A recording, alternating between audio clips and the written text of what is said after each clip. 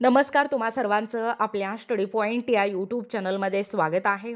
तर केंद्राप्रमाणे राज्य कर्मचाऱ्यांनाही दिनांक 1/7/2025 पासून 3% महागाई भत्ता वाढ मिळण्याबाबत एक महत्त्वपूर्ण असा पत्र प्रकाशित झालेला आहे।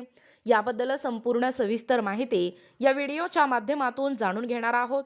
तत्पूर्वी तुम्ही जर आपल्या स्टडी पॉइंट या यूट्यूब चॅनलवरती जर नवीन असाल तर आपल्या या चॅनलला लगेचच लाईक आणि सबस्क्राईब करायला विसरू नका।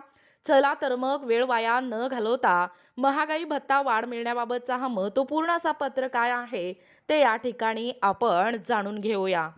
बघा, या ठिकाणी तुम्ही टायटल पाहू शकता। टायटल काय आहे बघा, केंद्राप्रमाणे राज्य कर्मचाऱ्यांनाही दिनांक 1/7/2025 पासून 3% महागाई भत्ता वाढ मिळण्याबाबत स्टेट एम्प्लॉई महागाई भत्ता वाढ निवेदन पत्र।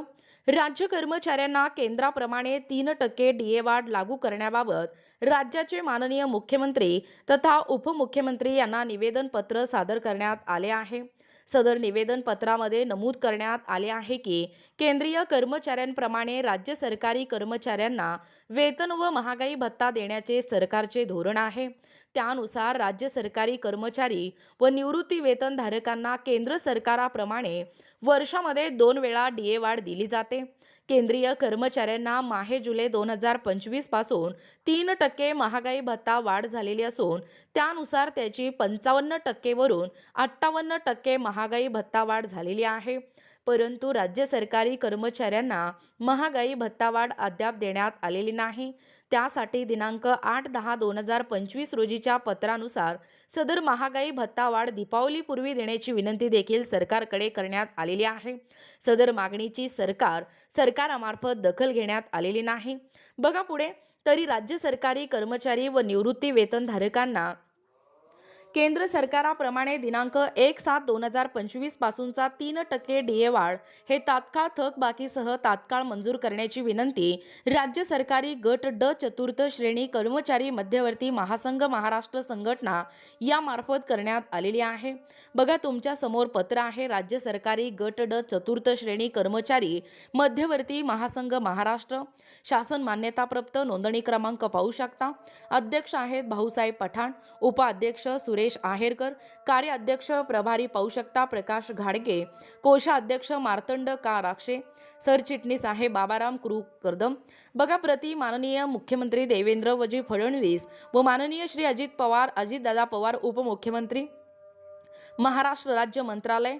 विषय आहे केंद्राप्रमाणे राज्य सरकारी कर्मचाऱ्यांनाही 1 जुलै 2025 पासून 3% महागाई भत्ता वाढ मिळण्याबाबत संदर्भ या महासंघाने आपणास पाठवलेले पत्र क्रमांक दिनांक 8 ऑक्टोबर 2025।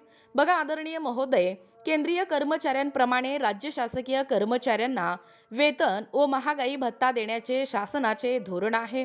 त्यानुसार राज्य शासकीय कर्मचारी आणि निवृत्ती वेतनधारकांना केंद्राप्रमाणे वर्षामध्ये 2 वेळा महागाई भत्ता वाढ दिली जाते।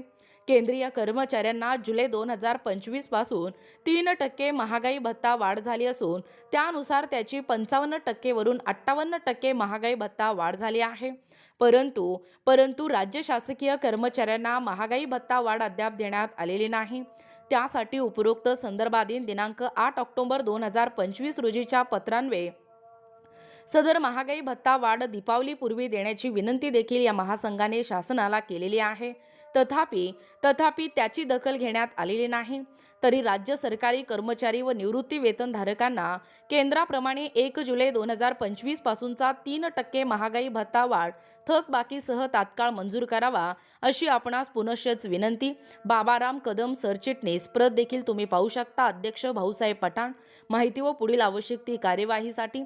बघा, एकूणच अशा पद्धतीने या ठिकाणी आत्ताच पाहिल्याप्रमाणे ही जी महत्त्वपूर्ण अशी अपडेट आहे, एकूणच केंद्राप्रमाणे राज्य कर्मचाऱ्यांनाही दिनांक 1/7/2025 पासून महागाई भत्ता वाढ मिळण्याबाबतचा हा महत्त्वपूर्ण असा परिपत्रक अर्थातच पत्र या व्हिडिओच्या माध्यमातून जाणून घेण्याचा प्रयत्न केलेला आहोत। अशाच प्रकारचे नवनवीन अपडेट पाहिजे असतील किंवा तुम्हाला जर आमच्या अध्यापनाचे व्हिडिओ आवडत असतील किंवा तुम्ही जर आपल्या स्टडी पॉइंट या यूट्यूब चॅनलवरती जर नवीन असाल तर आपल्या या चॅनलला लगेचच लाईक आणि सबस्क्राईब करायला विसरू नका।